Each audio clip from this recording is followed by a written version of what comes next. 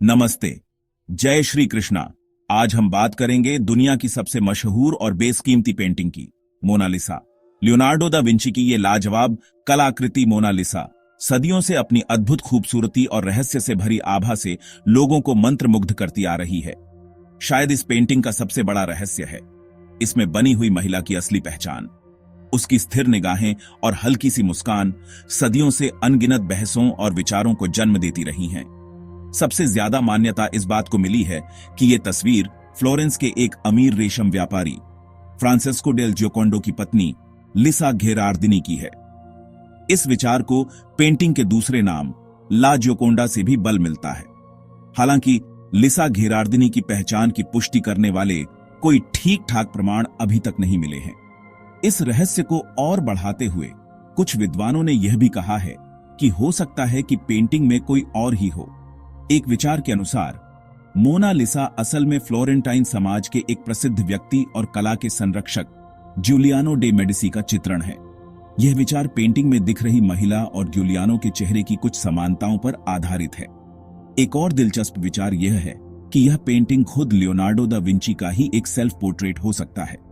इस विचार का समर्थन करने वाले लोग पेंटिंग में दिख रही महिला के चेहरे में स्त्री और पुरुष दोनों के लक्षण देखते हैं और कहते हैं कि कलाकार को अपनी कला में लिंग भेद को मिटाना पसंद था। स्फुमातो में लिपटी एक मुस्कान, उनकी मुस्कान का रहस्य। मोनालिसा की पहचान के रहस्य के अलावा उसकी रहस्यमयी मुस्कान भी लोगों को अपनी ओर खींचती है। उसके होंठों की हल्की सी वक्रता देखने के कोण के हिसाब से बदलती हुई प्रतीत होती है। यह अद्भुत प्रभाव दा विंची ने स्फुमातो नामक तकनीक का इस्तेमाल करके पैदा किया है। इस तकनीक में हल्के और गहरे रंगों के महीन ग्रेडेशंस का उपयोग करके एक मुलायम धुंधला सा प्रभाव पैदा किया जाता है। स्फुमातो, जिसका इतालवी भाषा में अर्थ है गायब या वाष्पीकृत, आकृतियों को एक दूसरे में इस तरह मिला देता है कि एक अस्पष्टता और रहस्य का माहौल बन जाता है। नाजुक स्फुमातो में बनाई गई मोनालिसा की मुस्कान ऐसी लगती है जैसे वो कभी आती है कभी जाती है और अपनी इसी अस्पष्टता से लोगों को मंत्रमुग्ध कर देती है।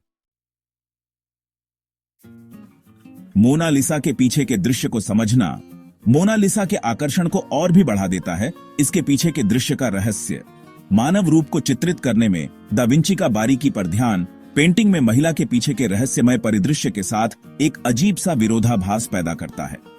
पृष्ठभूमि में घुमावदार नदियां, धुंधले पहाड़ और एक अलौकिक रोशनी दिखाई देती है जो असलियत में संभव ही नहीं है।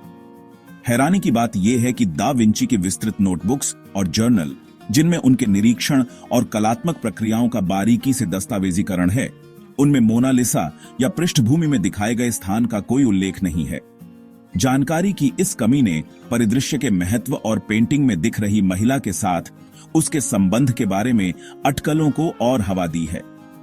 कुछ कला इतिहासकारों का मानना है कि पृष्ठभूमि किसी खास जगह को नहीं दिखाती, बल्कि एक प्रतीकात्मक स्वप्न लोक है जो महिला के अंदरूनी विचारों और भावनाओं को दर्शाता है।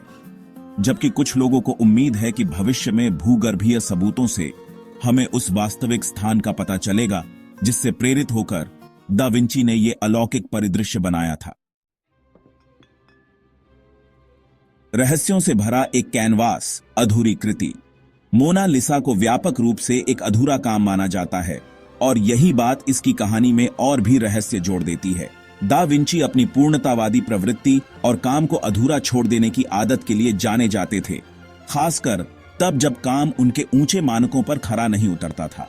सबूत बताते हैं कि उन्होंने कई वर्षों तक रुक रुक कर मोनालिसा पर काम करना जारी रखा और लगातार उसकी रहस्यमयी मुस्कान को और निखारने और उसके रूप को पूर्ण बनाने की कोशिश करते रहे।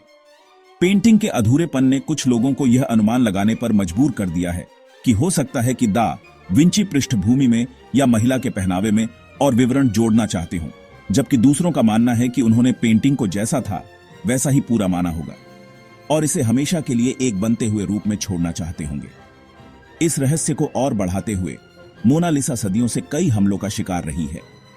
1956 में एक व्यक्ति ने पेंटिंग पर तेजाब फेंक दिया था, जिससे कैनवास का निचला आधा हिस्सा क्षतिग्रस्त हो गया था।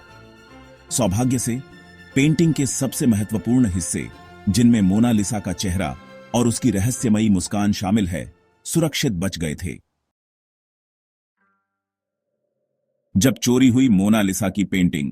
फ्रांसीसी क्रांति के बाद पेंटिंग को लॉवर में स्थानांतरित कर दिया गया। हालांकि मोनालिसा को कला की दुनिया के बाहर व्यापक रूप से नहीं जाना जाता था।